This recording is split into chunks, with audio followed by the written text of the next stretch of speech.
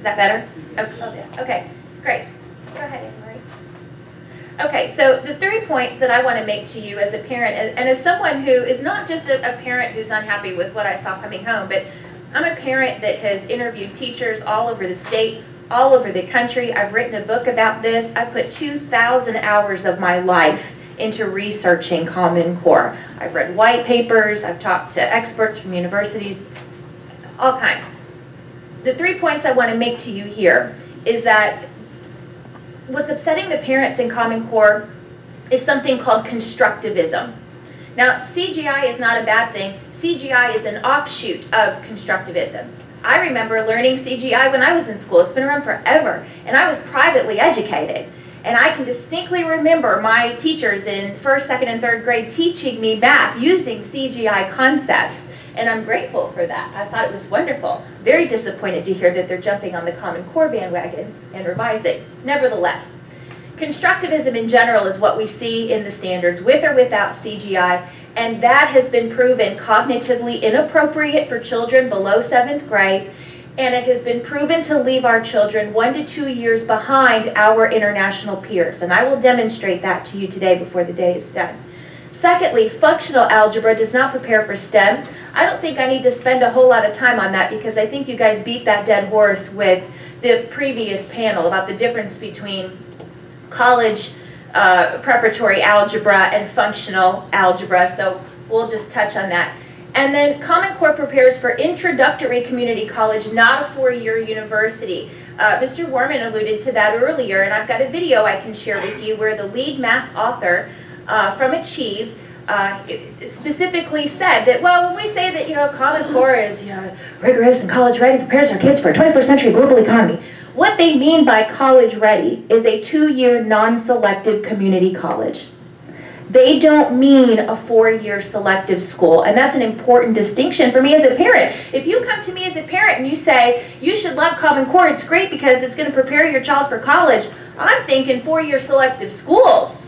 I'm not thinking community college. Not that there's anything wrong with community college. I went to community college. But there's a lot of semantics involved in this reform. Next slide, please.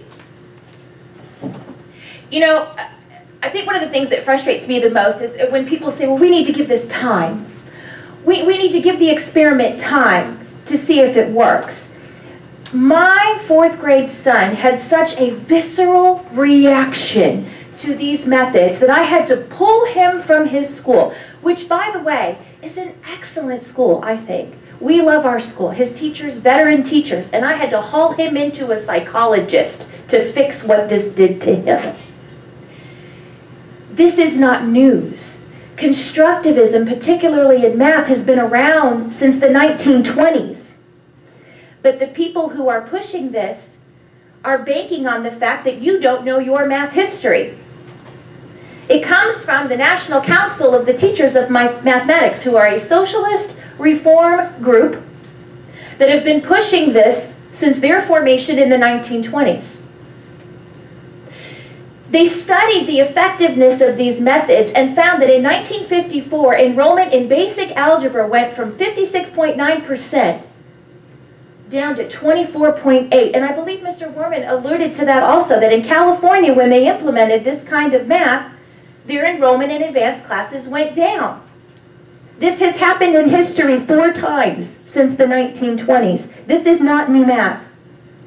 We don't need to wait to see if it works because we already know it's a failed procedure. It's a failed attempt at math.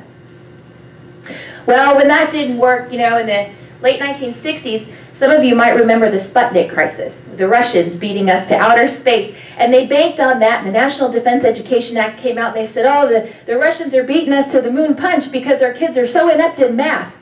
So that was their propaganda spin, to release the new math. Talk to your baby boomers.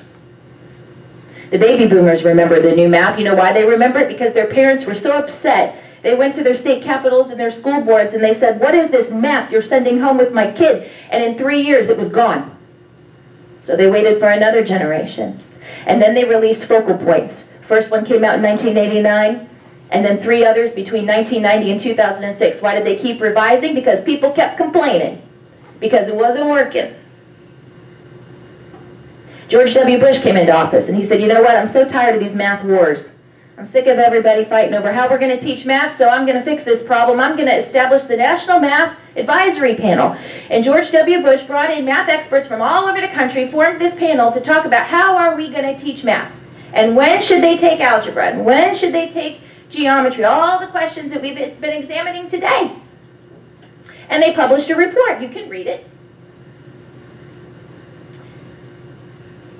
When I bring all of this up,